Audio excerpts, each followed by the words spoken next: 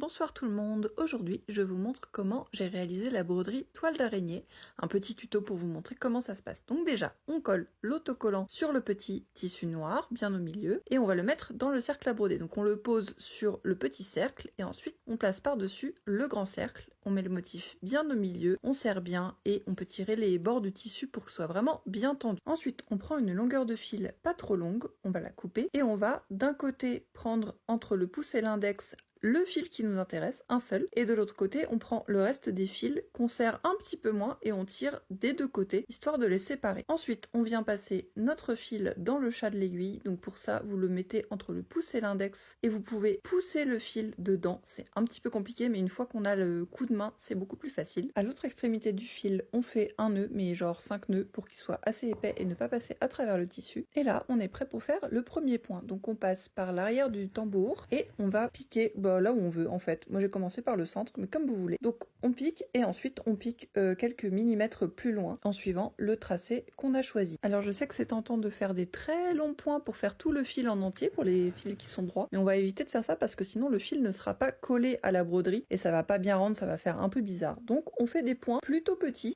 et surtout quand vous faites les tracés qui sont en courbe, vous êtes obligé de faire des petits points pour pouvoir suivre la courbe, sinon le point va tout droit et ça rend beaucoup moins bien. Alors après vous n'êtes pas obligé de suivre mon motif à la lettre. Si vous avez envie de faire des tracés qui sont plus droits et de pas vous embêter trop, vous pouvez tout à fait faire ça, mais revenons-en au point. En fait, à chaque point que vous faites, vous repassez dans le fil que vous venez déjà de broder, comme ça fait vraiment un tracé hyper smooth. Et donc vous continuez comme ça jusqu'à arriver à la fin de votre fil. Donc là, en gardant une petite marge, à l'envers du tambour, vous faites un nœud que vous ne fermez pas tout de suite et vous allez piquer votre aiguille dans le nœud de manière à guider où se termine le nœud, où est-ce qu'il va se resserrer, et le resserrer au plus proche de votre tissu. Là évidemment sur l'exemple il n'est pas très proche, et comme sur votre fil avant de broder, on va faire plusieurs nœuds au même endroit pour le sécuriser. Une fois que c'est fait, on coupe pas trop près du nœud, on garde une petite marge quand même, et puis c'est reparti, un nouveau fil, et on continue à broder. Pour les points les plus proches du tambour à broder, on va décaler le tissu dedans, de manière à pouvoir y accéder. Donc on va les faire un petit peu plus longs que le motif, de manière à ce qu'à la fin,